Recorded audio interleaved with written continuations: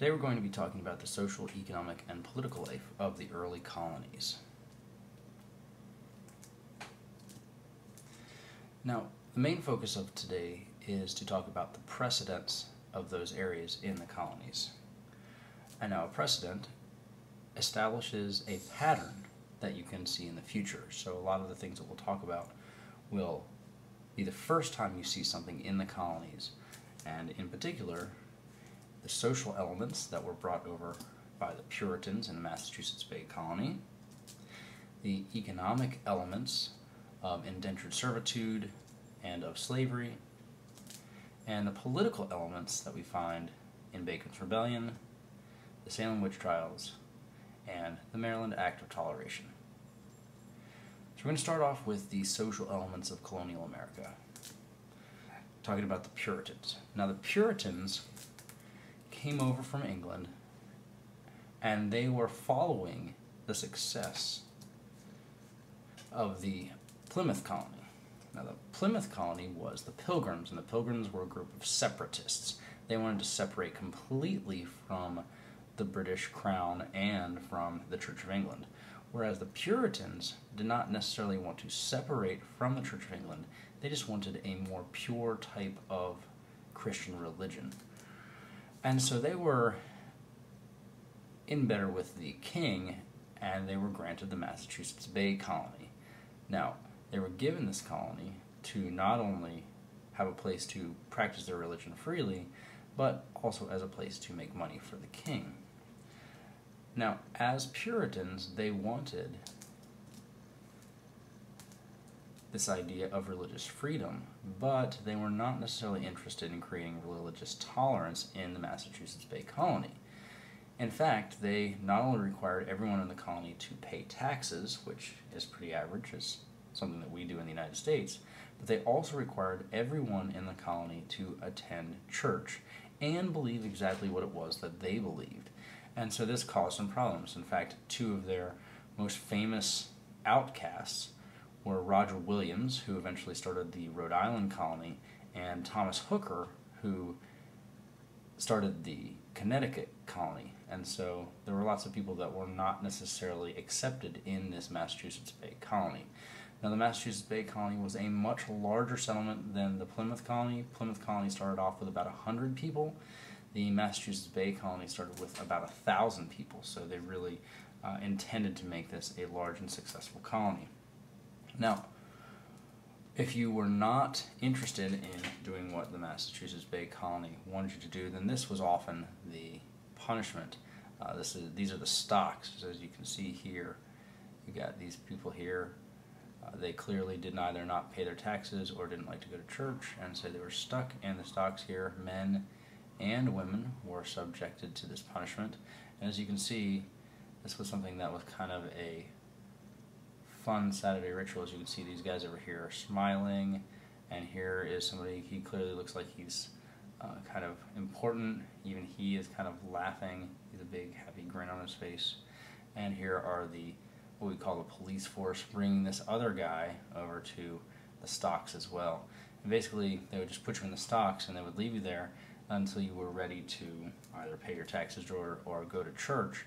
And if you didn't, then you would basically just starve to death, and then they would just let the animals and the birds come and eat you. So this was not really a very pleasant way to get people to pay their taxes or go to church. But this was what they were doing in the Plymouth Colony.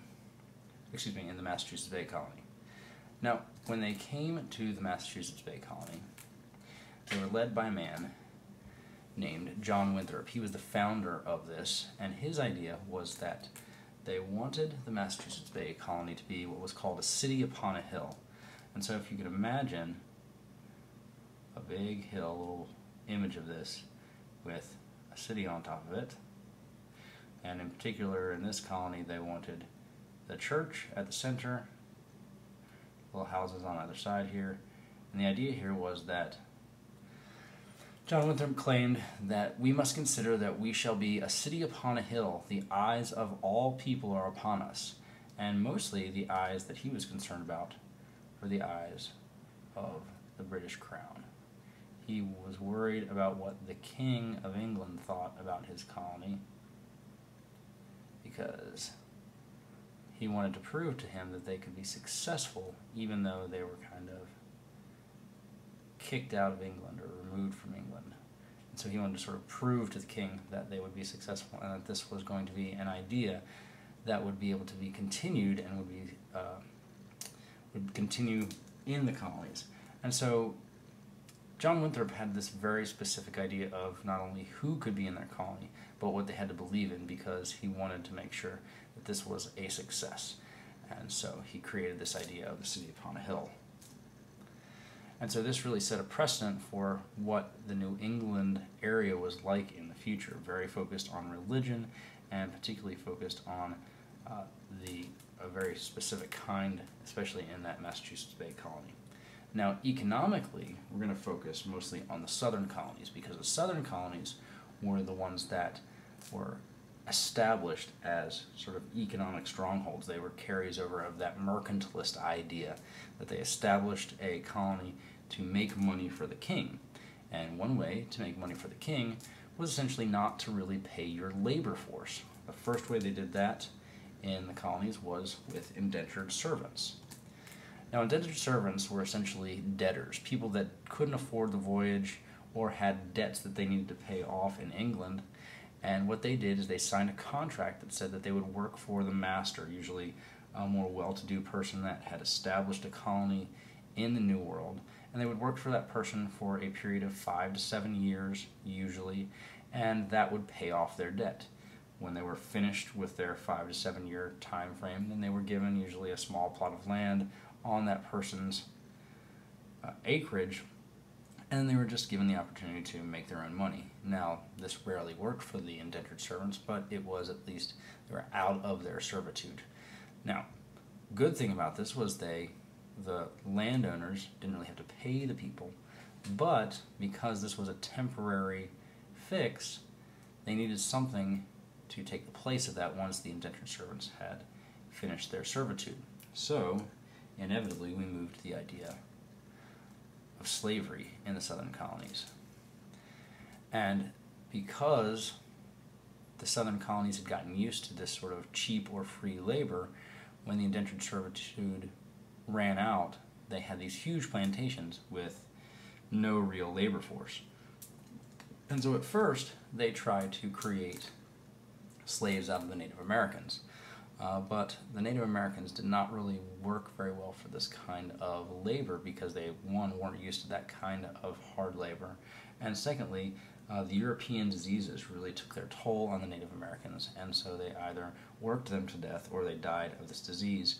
Or another thing they could do was escape, because they knew the land, they knew where they were going, and so it was a lot easier for them to escape. And so the southern colonists turned to the slave trade that already existed. Was established by the Dutch. The Dutch had created the slave trade over 100 years prior to this, and so because this was already established, the southern colonists just sort of moved into this slave trade and used these slaves for their workforce.